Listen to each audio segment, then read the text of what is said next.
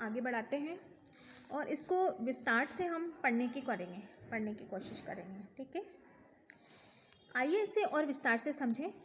किशोर से यह अपेक्षा की जाती है कि वह बड़ों की तरह व्यवहार करे, परिवार कार्य विवाह संबंधी उत्तरदायित्व का निभाना प्रारंभ करें।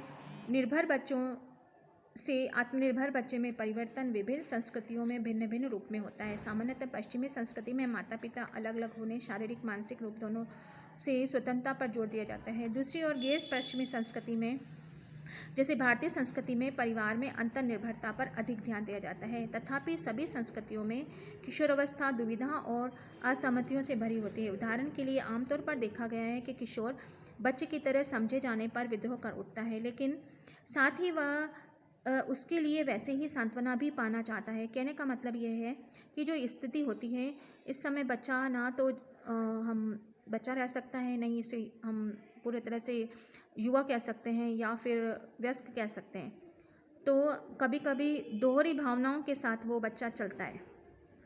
जैसे एक बच्चा चाहता है, माता पिता को अक्सर किशोरों के बड़े की तरह व्यवहार करने के लिए कहते हैं, लेकिन अन्य क्रियाकलाप में व्यवहार किशोरों को यह दर्शाते हैं कि वो नहीं समझते कि काफ़ी बड़ा हो चुका है। व्यवहार संस्कृति विशेष परिवार की अपेक्षाओं के अनुसार लड़कियों के लिए भिन्न हो सकता है, अतः किशोर स्वयं परस्पर विरोधी भावनाओं का अनुभव करता है।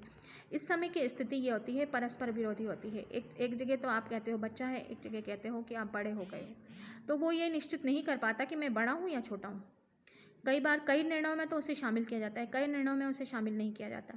तो ये असमंजस की स्थिति में उस समय रहता है और उसके चारों ओर संपर्क में आने वाले लोगों में परस्पर विरोधी संदेश देते हैं, सामाजिक अपेक्षाएं रखते हैं। आपने स्वयं को भी इस तरह का अनुभव किया होगा। उदाहरण के लिए परिवार के सदस्य आपसे चाहते हैं कि सामाजिक स्थितियों की तरह बातचीत के सजने संवरने का संबंध है, आप बड़ों की तरह व्यवहार करें, लेकिन यह सोचते हैं कि परिवार के बजट पर चर्चा करने के लिए आप काफ़ी छोटे हैं।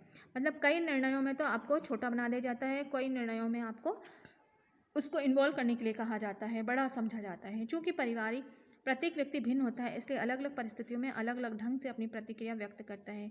किशोरावस्था के दौरान पारिवारिक और सामाजिक स्रोतों की परस्पर विरोधी अपेक्षाएं, व्यक्ति की स्वयं की बदलती हुई आवश्यकताएं, परस्पर विरोधी संवेग नए विकसित हो रहे स्वतंत्र के साथ एकीकरण में बाधा डालते हैं।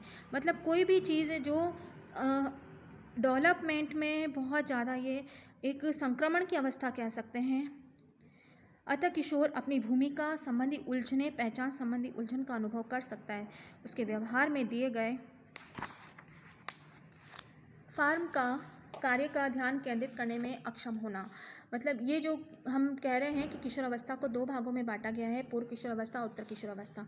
पूर्व किशोर अवस्था में ये सारी कठिनाइयाँ आती हैं, लेकिन जैसे किशोर अवस्था उत्तर किशोर अवस्था के प्रारंभ होता है तो ये समाधान उसे प्राप्त होने लग जाता है। कार्य के समय पर आरंभ करना, समाप्त करने की कठिनाई महसूस करना, समय सारणी के अनुसार चलने में कठिनाई होना आदि का प्रदर्शन कर सकता है।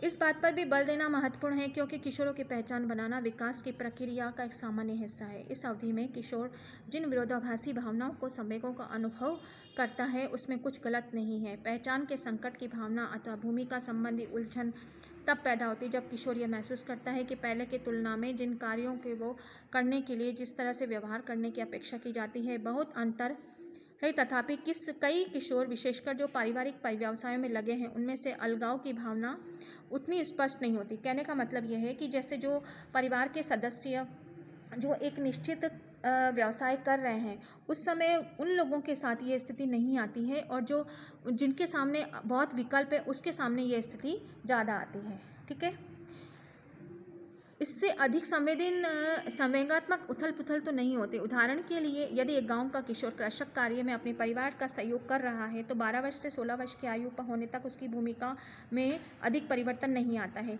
सिवाय उसके कि कुछ अधिक जिम्मेदारी उसको सौंप दी जाती है। ठीक है, जो भी जिम्मेदारी होती है वो उसे अधिक सौंप दी जाती है, बस और कोई परिवर्तन नहीं होता है, वो वैसे के वैसे ही उसका जीवनचर्या चलती जाती है। किशोरावस्था में स्वयं की भावना को निम्नलिखित विशेषता है। किशोरावस्था के दौरान स्वयं का विवरण संक्षिप्त व केवल विचार रूप में ही होता है। अब किशोर लंबा या बड़ा जैसे बाह्य संदर्भों में अपना विवरण देने का अधिक बल नहीं देता है और अपने व्यक्तित्व के संक्षिप्त रूप से बताने में आंतरिक गुणों के अधिक बल देता है। अतः वह स्वयं का विवरण शांत, संवेदनशील, शांत दिमाग, बहादुर, भावुक, अथवा सच्चा होने के रूप में बदल देता है। मतलब अब ये वही स्थिति आ गई है बच्चों कि जिसमें पहले उसकी जब वो पूर्व बाल्यावस्था में था तब वो अपना विवरण दे रहा था, वही स्थिति अब किशोर अवस्था में वो आंतरिक गुणों को ही बता रहा है, बाह्य गुणों को वो अपने प्रदर्शित नहीं कर रहा है।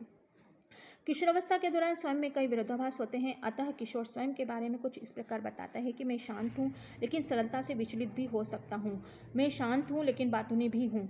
किशोर स्वयं की भावना को काफ़ी बढ़ा चढ़ा कर अनुभव करता है। चूँकि किशोर भिन्न भिन्न परिस्थितियों का अनुभव करता है, उन पर सभी अपनी प्रतिक्रियाएं व्यक्त करता है। स्वयं के बारे में उसकी समझ स्थिति समझ के समय के अनुसार बदलती रहती है। किशोर के स्वयं में आदर्श स्वयं वास्तविक समूह होता है, आदर्श स्वयं अधिक महत्वपूर्ण हो जाता है। इसमें ऐसे प्रत्येक को यह ज्ञान होता है कि हम आदर्श के रूप में कैसा व्यवहार करना चाहेंगे। इसे आदर्श स्वयं कहा जा सकता है जो हम विकसित करना चाहते हैं। उदाहरण के लिए एक लड़का जो वास्तव में छोटी है, लंबा होने की इच्छा रखती है, मतलब उसकी जो आशा है कि वह लंबी हो जाए या लंबी दिखने के लिए प्रयास करेगी। किशोर बच्चों की अपेक्षा स्वयं के बारे में अधिक सचेत होता है, वह अपने में मग्न रहता है। इससे वह हमेशा मंच पर रहने की आभास होता है, ऐसा आभास है कि उन्हें हर वक्त कोई नोटिस कर रहा है। यही कारण है कि अधिकांश किशोर अपने बाह्य रूप में प्रति अत्यधिक परेशान रहते हैं। मतलब उसको हमेशा ये रहता है कि मुझे कोई नोटिस कर रहा है, मुझे कोई फोकस कर रहा है, अब और इसलिए वो ज़्यादा चिंतित रहते हैं। अब हम जीवन के कुछ अवस्थाओं में स्वयं विशेषताओं के बारे में जानते हैं, लेकिन हम सबसे पहले स्वयं की भावना का विकास कैसे करेंगे, किसी व्यक्ति की पहचान विकास को क्या प्रभावित करेगा, अलग अध्याय में जाकर पहलू केंद्रित करेंगे। इसमें भी क्रियाकलाप है।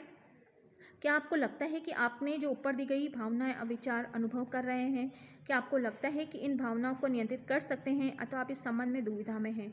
क्या आपने इन पहलों पर मित्रों और परिवार के सदस्यों से चर्चा की? मतलब ये है क्रियात्मक है बच्चों, ये होम साइंस है, प्रैक्टिकल सब्जेक्ट है, तो आपको हर चीज़ प्रैक्टिकल करके सोचना समझ के इस चीज़ को क्रियान्वित करना होता है।